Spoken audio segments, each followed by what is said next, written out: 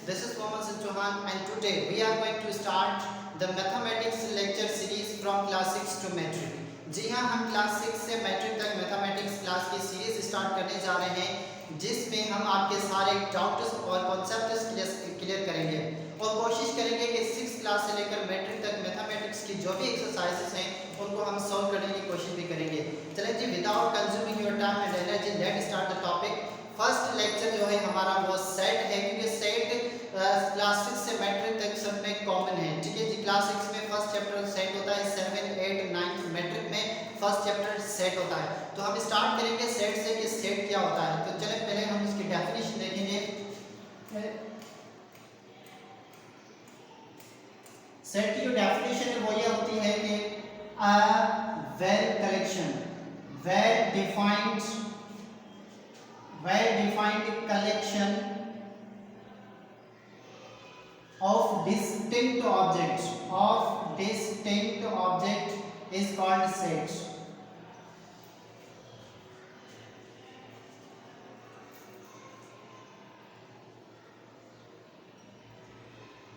A well defined collection of distinct object is called set.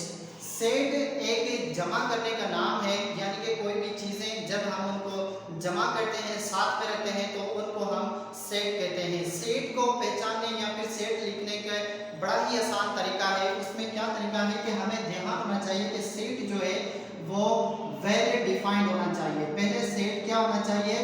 Well defined होना चाहिए। Number 2 इसकी condition क्या है?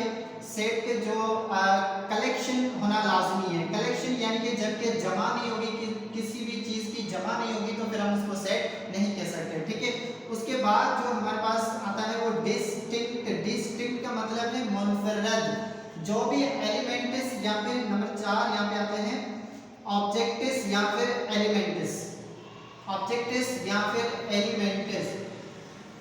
ठीक है जी, यानी कि जो ऑब्जेक्ट्स और एलिमेंट्स होने चाहिए वो डिस्टिंक्ट होने चाहिए। डिस्टिंक्ट लफ्ज का मतलब होता है मुनफरद, यानी कि जो भी सेट हम बनाएं उसमें जो भी एलिमेंट्स जो भी इस्तेमाल होते हैं तो वो मुनफरद होने चाहिए, उनको हम कहेंगे सेट। चलेंगे, सेट की डेफिनेशन तो बहुत ही कॉमन है, सबको याद होती है, लेकिन थोड़ा समझ लें इसमें कि सेट को पहचानने के लिए हमें किस चीज़ की जरूरत होती है। सेट क्या होता है? वेल डिफाइंड होना लाजमी होना चाहिए, उसका कलेक्शन होना लाजमी चाहिए और डिस्टिंक्ट होना लाजमी चाहिए। डिस्टिंक्ट क्या होंगे? ऑब्जेक्ट और एलिमेंट का डिस्टिंक्ट होना बहुत ही अहम है। ठीक है जी, चलें हम आगे बढ़ते हैं एग्जांपल की तरफ। तो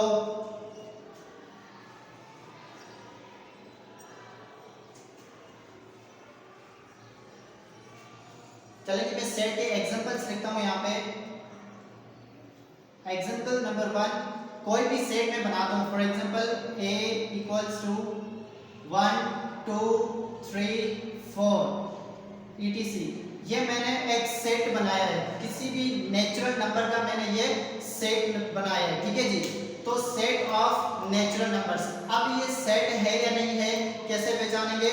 तो ये देखिए, मैंने कहा कि सेट ऑफ नेचुरल नंबर्स, यानी कि मैंने सेट को क्या कर दिया? वेल डिफाइन कर दिया कि सेट क्या होना चाहिए? नेचुरल नंबर्स का होना चाहिए। तो यहाँ पर हम देखें 1 2 3 4 ये नंबर्स दिए गए वो सारे क्या हैं? नेचुरल नंबर्स के। ठीक है, और सेट का जो रिप्रेजेंट कर रहा है नंबर वो कैपिटल, जो लेटर है वो कैपिटल में है और जो कर्ली ब्रैकेट्स में क्लोज भी है, तो ये एक सेट है। ठीक है जी, फिर अगर हम आगे देखें तो मैं बोलता हूँ कि set of days in a week. आप देखिए set of days in a week, तो फिर हम कैसे लिखेंगे? Monday, Tuesday, Wednesday, Thursday, Friday, Saturday and Sunday. ठीक है जी, ये देखें, ये मैंने सेट बनाया है set of days in a week. ठीक है, या फिर हम कहते हैं कि सेट ऑफ इवन नंबर्स अगर हम लिखें तो फिर हम किस तरह से लिखेंगे? 2 4 6 8 10, ये हमारा हो गया set of even numbers and so on. ठीक है, ये सो ऑन का मतलब है कि आगे नंबर्स जो भी हैं वो चलते रहेंगे। तो याद रखिए, सेट पहचानने की निशानी क्या होती है? नंबर्स हो, चीजें हो, कोई भी ऑब्जेक्ट्स या फिर एलिमेंट्स होगा वो किस में होगा? कलेक्शन में होगा, और कलेक्शन उनकी क्या होगी? जो है वो वेल डिफाइंड होगी और मुनफरद होंगे। आप देखें जिसमें मैं लिखता हूँ A B C D B, ठीक है जी। क्या ये सेट है? नहीं, ये सेट नहीं है। क्यों ये सेट नहीं है? क्योंकि इसमें देखें A B C D B, B जो है वो दोबारा यहाँ पे इस्तेमाल हो रहा है, B दोबारा इस्तेमाल हो रहा है, तो इसका मतलब जो सेट के एलिमेंट है वो मुनफरद नहीं है, डिस्टिंक्ट नहीं है, तो फिर ये सेट नहीं हो सकता। तो कोई भी ऑब्जेक्ट सेट में रिपीट नहीं होता है, ठीक है जी। तो ये सेट के हमारे कुछ एग्जांपल्स हैं। अभी कुछ आसान चीजें हैं जिसकी वजह से मैं थोड़ा स्पीड से जा रहा हूँ, तेज जा रहा हूँ, ताकि आपको समझ में भी आ रही होगी उम्मीद है, और हम थोड़ा स्पीड से भी चलेंगे, ठीक है जी। तो यहाँ पे देखें ये सेट आपको पता चल गया है। अब हम आगे बढ़ने की कोशिश करेंगे।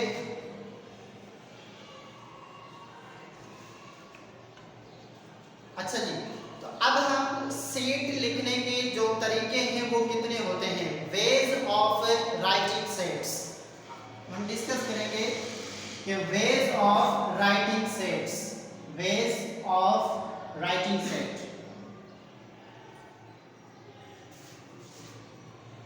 सेट लिखने के कितने तरीके होते हैं? सेट लिखने के 3 तरीके होते हैं, ठीक है जी। पहला तरीका कौन सा होता है? Descriptive method, descriptive method, descriptive method यानी कि बयानी तरीका जिसको हम कहते हैं डिस्क्रिप्टिव मेथड। पहला मेथड होता है डिस्क्रिप्टिव मेथड, और दूसरा होता है हमारे पास टेब्यूलर या फिर रोस्टर मेथड।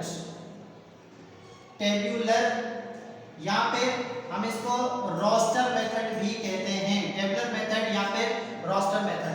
थर्ड नंबर हमारे पास जो आता है वो है सेट नोटेशन या फिर set builder, set builder,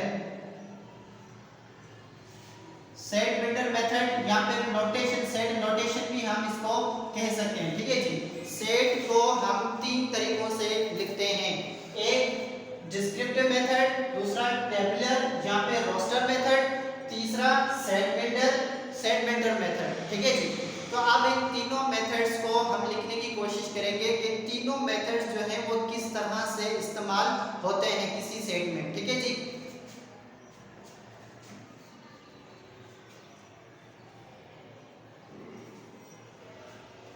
for example हमें एक सेट दिया गया है, वो सेट ये है 1 2 3 4 5 6, ये सेट दिया गया है हमें। अब इस सेट को हमने तीनों मेथड्स में किस तरह से लिखना है, ठीक है। तो चलिए हम लिखते हैं किस तरह से हम लिखेंगे। पहला कौन सा था हमारा methods? Descriptive method. Descriptive method यानी कि बयानी तरीका जिसमें हम बयान करके बताते हैं, ठीक है जी। तो डिस्क्रिप्टिव मेथड में ये हो जाएगा कि अ set of natural numbers, set of natural numbers, ठीक है जी। तो ये यहाँ पे सेट ऑफ नेचुरल नंबर्स हो गया। हमें पता है कि ये कौन से नंबर्स हैं? नेचुरल नंबर्स हैं। अगर नंबर्स का पता नहीं है तो कोई मसला नहीं है, हमारा जो नेक्स्ट लेक्चर होगा वो इंशाल्लाह नंबर्स पर होगा। सारे नंबर्स आपके क्लियर हो जाएंगे और आपको याद भी हो जाएंगे, ठीक है।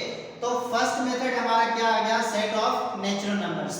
और सेकंड मेथड हमारा कौन सा होता है? सेकंड मेथड हमारा होता है टेबुलर मेथड या फिर रोस्टर मेथड, ठीक है जी। तो इस सेट को हम किस तरह से लिखते हैं? कोई भी हम यहाँ पे सेट का नाम देंगे और उसमें एलिमेंट्स को लिखेंगे 1 2 3 4 5 6।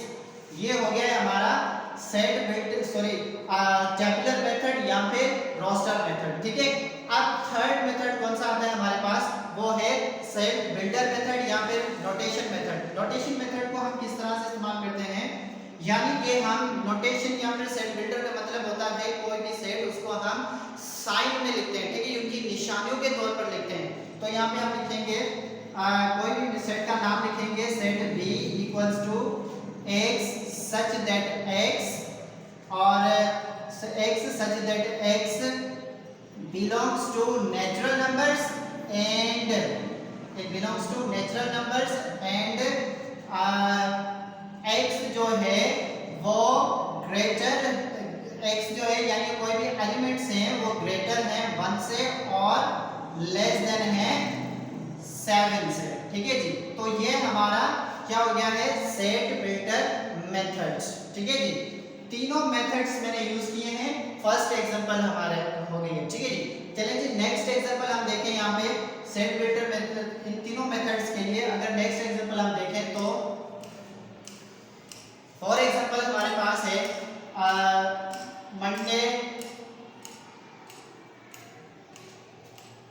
Monday, Tuesday, Wednesday, Thursday, Friday, Saturday and Sunday, ठीक है जी। ये हमारे पास कोई भी एक सेट हो गया, ठीक है। अब हमें कहा जाता है कि इस सेट को तीनों मेथड्स के थ्रू हमें लिखकर दिखाएं कि किस तरह से लिखा जाता है, ठीक है जी। तो हम लिखेंगे फर्स्ट जो हमारा होता है वो कौन सा मेथड है, डिस्क्रिप्टिव मेथड, ठीक है। डिस्क्रिप्टिव मेथड में हम कैसे लिखेंगे, a set of days in a week, ठीक है जी। ये हो गया हमारा डिस्क्रिप्टिव मेथड। बस आगे कुछ नहीं लिखना है, जस्ट डिस्क्राइब करना है कि कौन सा सेट है, ठीक है। अच्छा, उसके बाद जो है हमारे पास कौन सा आता है, टेबुलर मेथड या फिर रोस्टर मेथड। नाम याद करते जाइएगा, ठीक है जी। किस तरह से हम लिखेंगे, कोई भी सेट का नाम देंगे, यहाँ पर ए बी सी डी जो भी आप नाम दें कोई मसला नहीं है, ठीक है। अब यहाँ पे सेट बिल्डर में सॉरी टेबुलर मेथड या फिर रोस्टर मेथड किस तरह से बयान करेंगे, Monday, Tuesday, Wednesday, Thursday, Friday, Saturday, Sunday, ठीक है। कोई भी हम जो है स्मॉल लेटर से उनके एलिमेंट्स के नाम लिखेंगे। ये हो गया हमारा टेबुलर मेथड या फिर रोस्टर मेथड। अच्छा, इसके बाद हमारा आता है set builder method. Set builders को हम किस तरह से मॉडिफाई करेंगे, यहाँ पे तो मैं यहाँ पे लिखता हूँ set B equals to x such that x belongs to set of days in a week, set of days in a week, ठीक है जी। तो ये हमारा सेकंड एग्जांपल हो गई। अच्छा, चलते हैं हमारी थर्ड एग्जांपल की तरफ। मैं ज्यादा से ज्यादा एग्जांपल आपको दूंगा क्योंकि जितनी ज्यादा एग्जांपल होंगी उतनी ज्यादा आपको समझ आएगी, और मैं चाहता हूं कि आपको टॉपिक पूरा समझ आए और क्लियर बात हो जाए, ठीक है जी। तो मिसाल के तौर पे हमारे पास सेट है 2 4 6 8 10 12, ठीक है जी। ये हमारे पास एक सेट है। तो इस सेट को हम तीनों मेथड्स में किस तरह से लिख सकते हैं। तो फर्स्ट मेथड हमारा कौन सा मेथड है, डिस्क्रिप्टिव मेथड। कौन सा method, descriptive method. Descriptive method कैसे लिखेंगे, a set of even numbers, ठीक है जी, a set of even numbers. तो ये हमारा डिस्क्राइब हो गया, डिस्क्रिप्टिव मेथड हो चुका है, ठीक है जी। अब सेकंड हमारा सेट कौन सा है, टेबुलर मेथड या फिर रोस्टर मेथड। टेबुलर मेथड या फिर रोस्टर मेथड में मैं यहाँ पे सेट का नाम डी लिखता हूँ और हम यहाँ पे वही सेम एलिमेंट लिखेंगे लेकिन कॉमा देकर इनको अलग करेंगे, ठीक है जी। 2 4 6 8 10 एंड 12, ठीक है जी। ये हो गया हमारा टेबुलर मेथड या फिर टेबुलर मेथड या फिर रोस्टर मेथड, ठीक है। अच्छा, नंबर 3 कौन सा मेथड है हमारा, सेट बिल्डर मेथड या फिर नोटेशन मेथड। चलिए नोटेशन मेथड में किस तरह से लिखेंगे, मैं यहाँ पे सेट का नाम लिखता हूँ सी, ठीक है जी, और यहाँ पे देते हैं x such that x belongs to even numbers and, ठीक है जी, एंड और ये जो x यानी कि जो एलिमेंट है वो क्या है, 1 से ग्रेटर है और क्या है 13 से स्मॉलर है, ठीक है जी। तो ये हो गया हमारा सेट बिल्डर मेथड। तो मैंने 3 एग्जांपल्स आपके सामने लिखी सेट की, जिसमें आई थिंक आप लोगों को समझ में आ चुका होगा कि सेट के लिखने के तरीके कितने होते हैं, ठीक है जी। अच्छा, जो मोस्ट डिफिकल्ट वे है, मुझे पता है स्टूडेंट को कौन सा जो मेथड है वो बहुत ही मुश्किल लगता है, वो है सेट बिल्डर मेथड या फिर नोटेशन मेथड जिसको हम कहते हैं। इंशाल्लाह जो हमारा नेक्स्ट लेक्चर होगा वो फुली जो वीडियो होगी वो इसी पर होगी कि सेट बिल्डर या फिर नोटेशन मेथड किस किस तरह से हम इस्तेमाल करते हैं और किस तरह से इसको यूज करते हैं। स्टूडेंट को बहुत मुश्किल आती है जब सेट बिल्डर या फिर नोटेशन मेथड की बात आ जाती है। ठीक है जी, तो thank you so much. I hope कि आपको ये लेक्चर समझ में आ चुके होंगे। चलिए जी, मैं रिपीट कर देता हूँ कि आज हमने क्या क्या सीखा। आज हमने सीखा कि सेट क्या होता है। A well defined collection of distinct object is called set. और सेट की एग्जांपल्स हमने की कि सेट किस तरह से लिखा जाता है और सेट को किस तरह से पहचाना जाता है। ये कोई बड़ी बात नहीं है, आपको आता है और आप समझ भी चुके होंगे। इसके बाद जो हमारा मेथड आता, उसके बाद हमने सीखे हैं वेज ऑफ राइटिंग सेट्स। कितने राइटिंग सेट को लिखने के तरीके होते हैं? 3 होते हैं। कौन कौन से होते हैं? एक डिस्क्रिप्टिव मेथड होता है, दूसरा टैब्यूलर या फिर रोस्टर मेथड होता है, तीसरा set builder method, set builder या फिर नोटेशन मेथड भी हम कह सकते हैं। और इनके हमने कुछ एग्जांपल्स आपके सामने जो है मैंने सॉल्व की। आई होप आपको